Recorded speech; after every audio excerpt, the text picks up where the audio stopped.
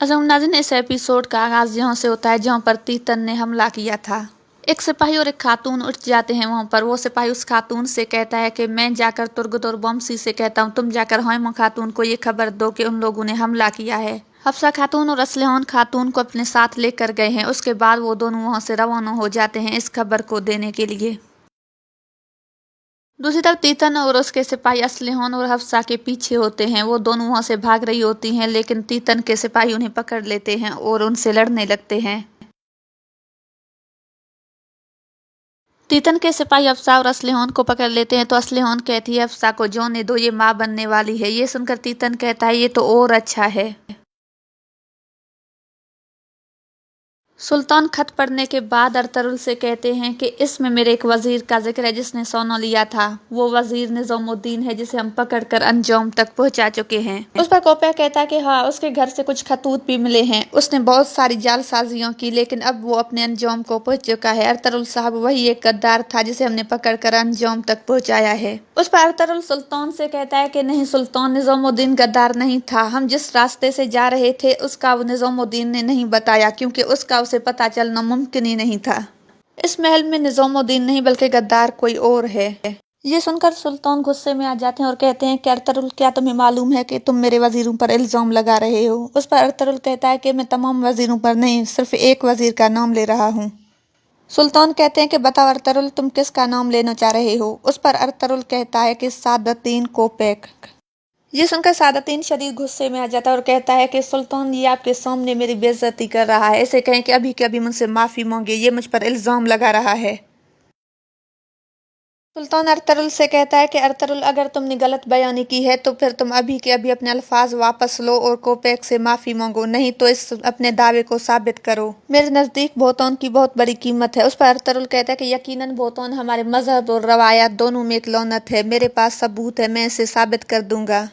सुल्तान कहते हैं तो ठीक है, अपने इस इल्जाम को साबित करो, नहीं तो मैं तुम्हारे साथ अपने रिश्ते को कराजेसार के दीवारों में हमेशा हमेशा के लिए दफन कर दूंगा। उसके बाद अरतुगरुल सुल्तान से कहता है कि अगर इजाजत हो तो मैं गवर्नर आरिस को आपके सामने पेश करना चाहता हूँ। ये सुनकर कोपेक शदीद परेशान हो जाता है। दूसरा, वो जख्मी औरत आकर हैमा खातून को हमले के बारे में बताती है और कहती है कि तीतन अपने साथ असलहान खातून और हफ्सा खातून को लेकर गया है। बमसी तुर्गत से कहता है कि मैं अभी भी कहता हूँ कि जिद मत करो, वो जगह ठीक नहीं है। उस पर बमसी कहता है कि तुम लोग फिक्र मत करो, मैं वहीं पर रहूंगा, वो जगह बिल्कुल मुनासिब है। उस पर आर्तुक कहता है कि क्या तुम अरतुगरुल भाई के हुक्म को भूल गए हो तुर्गत?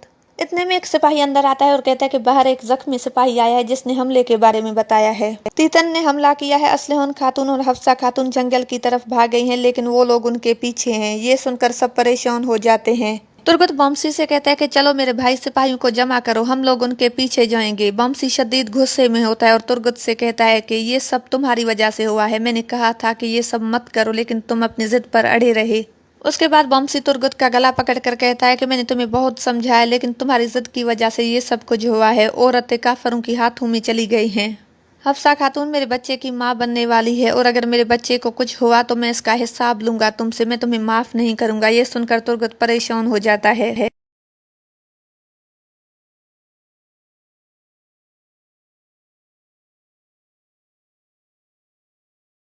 दूसरी तरफ अरतुगरुल के सिपाही एरिस को अंदर लेकर आते हैं और सारे लोग उसकी तरफ मुतवज्जे होते हैं। सुल्तान एरिस से कहते हैं तो तुम वो आदमी हो जिसने बहुत से बहादुर तुर्कों को मारा है। अब तुम अरतुगरुल के इल्जामात के बारे में क्या कहना चाहते हो?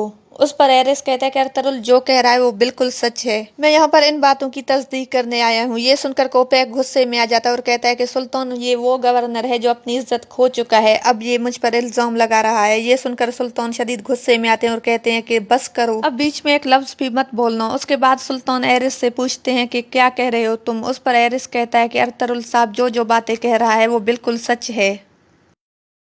उसके बाद सुल्तान कोपेक से कहते हैं कि अब तुम अपने सफाई में क्या कहना चाहते हो? उस पर कोपेक कहता है कि मैं हैरान हूँ कि अरतुगरुल जैसा बहादुर आदमी इस काफिर की जाल में फंस गया, इसकी बातों में आ गया। सुल्तान कहते हैं कि अगर तुमने इन इल्जामात की तरदीद नहीं की तो मैं तुम्हारी जान अपने हाथों से लूंगा। इतने में सुल्तान की बीवी महापरी भी वहां पर आ जाती है और सुल्तान के साथ खड़ी हो जाती है। सुल्तान अपनी तलवार निकालते हैं तो कोपेक घुटनों के बल जमीन पर बैठ जाता है और कलमा शहादत पढ़ने लगता है। اس کے بعد کوپیک سلطان کے سامنے جھک جاتا ہے تو سلطان اس کی ٹوپی اتار کر زمین پر پھینک دیتا ہے۔ کوپیک سب کے سامنے شدید ذلالت محسوس کر رہا ہوتا ہے اور سلطان اپنی تلوار نکال کر اس کے گردن پر رکھ دیتا ہے۔ وہ لوگ قبیلے پہنچ جاتے ہیں اور ہائمہ خاتون سے پوچھتے ہیں کہ کیا ہوا ہے۔ ہائمہ خاتون کہتی ہے کہ میں نے ان کے پیچھے سپاہی بھیج دیے ہیں لیکن ابھی تک کوئی خبر نہیں آیا ہے۔ بمسی غصے میں آ کر پھر سے ترگت کا گلا پکڑتا ہے اور کہتا ہے کہ یہ سب تمہاری ضد کی وجہ سے ہوا ہے، میں نے تمہیں کہا تھا کہ یہ سب مت کرو۔ اس کے بعد حکیم آرتک اسے سمجھانے لگتا ہے، کہتا ہے کہ یہ وقت ان باتوں کا نہیں ہے، پہلے ہم عورتوں کو بچا لیں۔ اس کے بعد ایک سپاہی اندر آ کر کہتا ہے کہ یہ آدمی آپ سے ملنا چاہتا ہے۔ اس پر ترگت اس سے کہتا ہے کہ کون ہو تم؟ وہ کہتا ہے کہ مجھے تیتن نے یہاں پر بھیجا ہے۔ اس کے بعد سلطان اپنی تلوار سے سعادتین کا سر قلم کرنے لگتا ہے تو ماں پری بول پڑتی ہے اور کہتی ہے کہ ایسا نہ کرے سلطان۔ اس کے بعد وہ سلطان کو اس کی پرانی خدمات یاد دلاتی ہے اور کہتی ہے کہ ایک کافر کے کہنے پر آپ ایسا نہ کرے، وہ آپ کو اور ارطغرل کو دونوں کو بے وقوف بنا رہا ہے۔ اس کے بعد سلطان کہتے ہیں کہ ابھی سعادتین کو قید میں لے کر جاؤ، اس کا فیصلہ میں کل کروں گا۔ اس کے بعد سلطان کے دو سپاہی سعادتین کو لے کر قید کی طرف جاتے ہیں۔ وہ آدمی کہتا ہے کہ مجھے یہاں پر تیتن نے بھیجا ہے، وہ عورتوں کے بدلے ایرس چاہتا ہے۔